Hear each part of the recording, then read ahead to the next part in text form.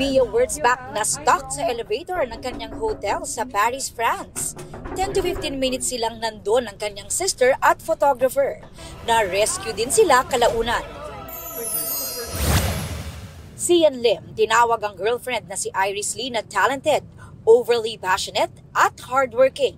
After ng premiere night ng pelikula nila, looking forward daw si Sia na makasama pa ang nobya niyang filmmaker sa ibang movies. Kylie Padilla nag-shoot na para sa Encantadia Chronicles Sangre. Winelcome back ni Direk Mark Reyes si Hara Amihan. Kasama din sa taping ang bagong generation ng Sangres. Barbie Forteza at David Licauco, mainit na sinuportahan ng fans sa premiere night ng pelikula nilang That Kind of Love. Yung atake namin dito sa pelikulang ito is very...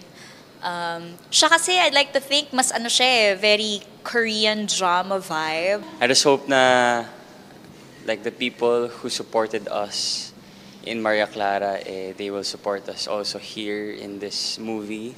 I'm sure na they will get kilig. Aubrey Carampel nagbabalita para sa GMA Integrated News.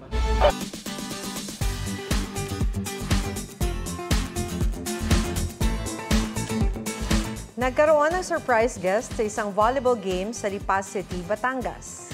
Ang kaibang player na yan, pusuan sa report ni Oscar Oida. Sa volleyball game sa Lipa City, Batangas, may di inaasahang dayo na player. Ang pinagkaguluhan sa court, isang baka. Ako po yung magsaserve, tapos bigla po siyang tumakbo po around the court. Then nagkagulo na po yung mga tao. Kwento ni Ana, kasi simula pa lang ng laro, nang pumasok sa court ang baka. Napa-time out muna ang ilang player na nagsipulasan. May humabol din sa baka na lumabas din ng gym kalaunan. Hindi tukoy kung sino ang may-ari ng baka at paano ito napadpad doon. Ang kaibang special appearance, naging good vibes sa laro. Oscar Oida, nagbabalita para sa GMA Integrated News.